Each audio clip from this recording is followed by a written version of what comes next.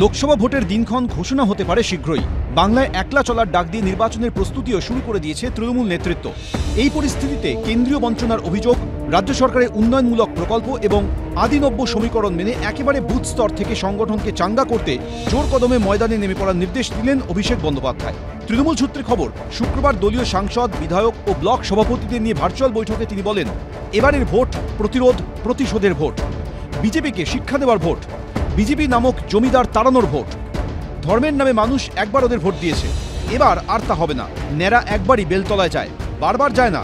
Vote হবে মমতা বন্দ্যোপাধ্যায়ের উন্নয়ন এবং কেন্দ্রীয় সরকারের বঞ্চনার বিরুদ্ধে।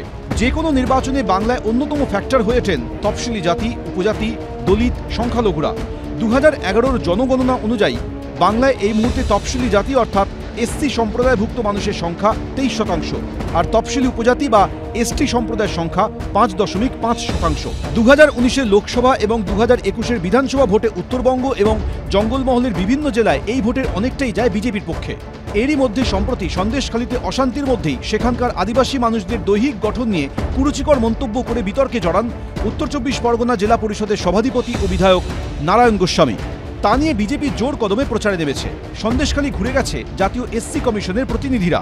এই আবহেই তৃণমূল সূত্রে খবর, শুক্রবার অভিষেক নির্দেশ দিয়েছেন যে যেখানে যেখানে তৃণমূলের বিধায়ক নেই সেখানে ব্লক সভাপতিরা নিজেদের মধ্যে আলোচনা করে স্থানীয় মানুষের কাছে গ্রহণযোগ্যতা আছে তফসিলি জাতির 10 জন এবং তফসিলি উপজাতির 5 জনের নাম রাজ্য স্তরে পাঠাবেন।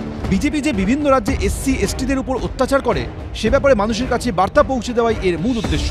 এই প্রেক্ষাপটে অনেকের প্রশ্ন, তাহলে কি দলীয় সংগঠনে আগের মতোই পুরোদমে সক্রিয় হয়ে উঠছেন অভিষেক বন্দ্যোপাধ্যায়?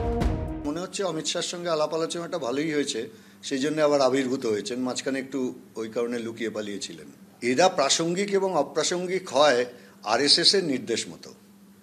যদি বোঝাপড়া ঠিকঠাক থাকে তাহলে একরকম, যদি বোঝাপড়া একটু গোলমাল থাকে তাহলে পিসি ভাইপোর ঝগড়াও সামনে আসে। এরা সবই একই জায়গার লোক, আরএসএস থেকে পরিচালিত হয় এই দলটা।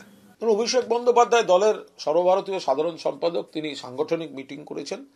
সাংগঠনিক মিটিংয়ের বিষয়ে বিস্তারিত কিছুই বলবো না, কিন্তু মূল বিষয় হচ্ছে এই যে কেন্দ্রীয় সরকারের বৈষম্য, এই বৈষম্য এবং মুখ্যমন্ত্রীর নেতৃত্বে সরকার শেষ পর্যন্ত পাশে দাঁড়াচ্ছে। শীত, গ্রীষ্ম, বর্ষা তৃণমূল কংগ্রেস ভরসা। তো এটারই বিস্তারিত কর্মসূচি অভিষেক বন্দ্যোপাধ্যায় বলে দিয়েছে। প্রশ্নটা উঠছে তার কারণ, গত কয়েক মাসে তৃণমূলে নবীন প্রবীণ দ্বন্দ্ব সহ বিভিন্ন ইস্যুতে নেতাদের মতানৈক্য ক্রমশ প্রকট হয়ে উঠেছিল।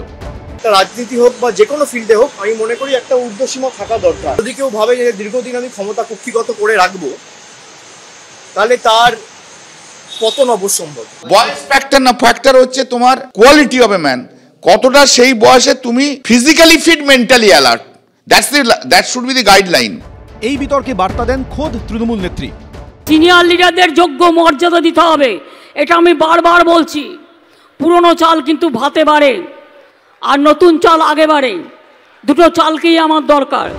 এই প্রেক্ষাপটেই সূত্রের খবর, এদিনের বৈঠকে সুদীপ বন্দ্যোপাধ্যায়, সুব্রত বক্সির মতো নেতাদের মুখে শোনা যায় অভিষেক বন্দ্যোপাধ্যায়ের প্রশংসা।